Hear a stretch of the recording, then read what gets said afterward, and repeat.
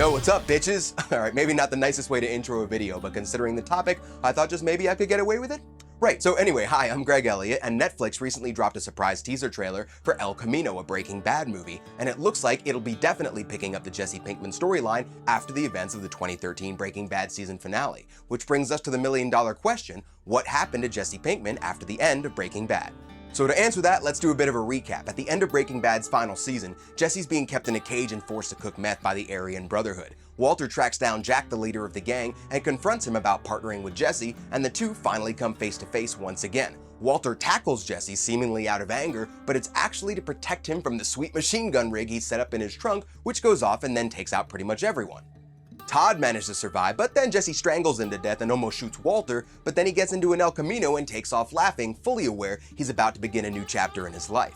Now, it's unclear where Jesse went next, but it's definitely what the movie will be exploring, and as we see in the trailer, his old friend Skinny Pete refuses to rat on his whereabouts. So, where could Jesse be?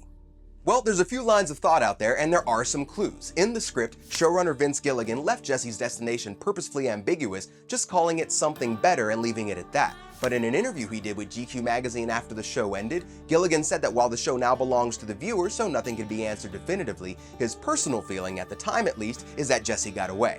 But, quote, the most likely thing, as negative as this sounds, is that they're gonna find this kid's fingerprints all over this lab, and that they're gonna find him within a day, a week, or a month, and he's still gonna be on the hook for the murder of 2 federal agents. So yeah, there's that.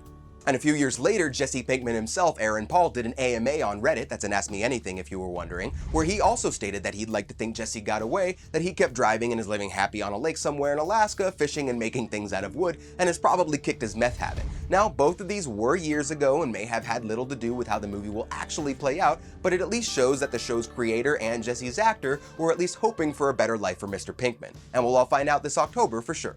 Now there's one last thing, and this one's all me here. The movie's title, El Camino, clearly refers to the car or truck or vehicle that Jesse took off in at the end of the show, but you may not know that in Spanish, El Camino means the road, but can also translate to the route or the way. So there's very likely a double meaning there about not just the car, but Jesse's journey immediately after the events of the finale and his quest for freedom in the time since.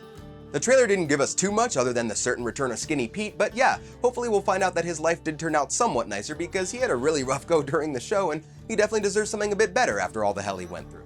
We'll keep you posted as we learn more about El Camino, a Breaking Bad movie, and I for one am super excited to finally be getting a follow-up to such a great show. And I'm sorry that I called you all bitch at the beginning of the video. I can't really pull that one off like Jesse does. Anyways, make sure to keep coming back to Screen Rant to stay in the loop. I'm Greg Elliott, and until next time, tread lightly.